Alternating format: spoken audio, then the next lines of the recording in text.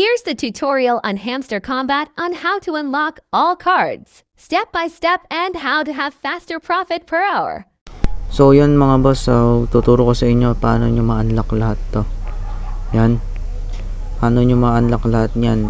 Kasi yan, may requirements yan para ma-unlock nyo. May kailangan kayong i-upgrade na card. Pwedeng dito, dito, dito, or dito. Pero yung i-upgrade nyo lang dito para makuha nyo yung ano na yun, yung margin ng pinakamalaki. Ito lang, yun lang yun. Pero wala pang pera, kulang pa.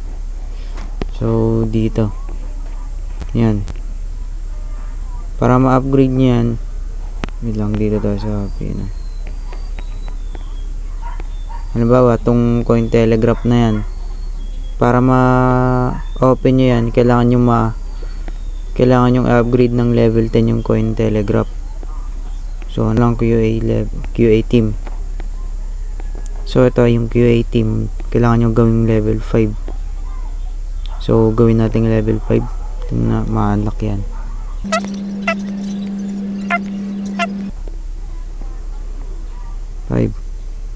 So yan na, na-unlock na siya. So ito namang CEO. Ganun naman, itong risk management team level 8, kailangan natin gawin sa CEO. So yan, level 8 na CEO ang kailangan para ma-unlock siya. Hanapin yung CEO.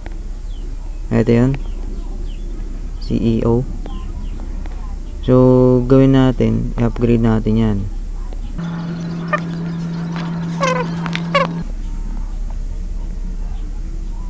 So yun, dito nyo na-open na siya. So ito naman, anonymous transaction ban. So level 7 daw yung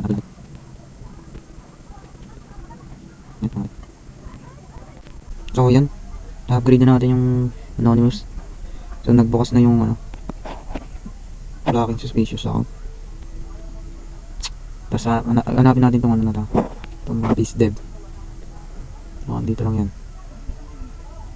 So yan, di pa siya bukas. Dito siya.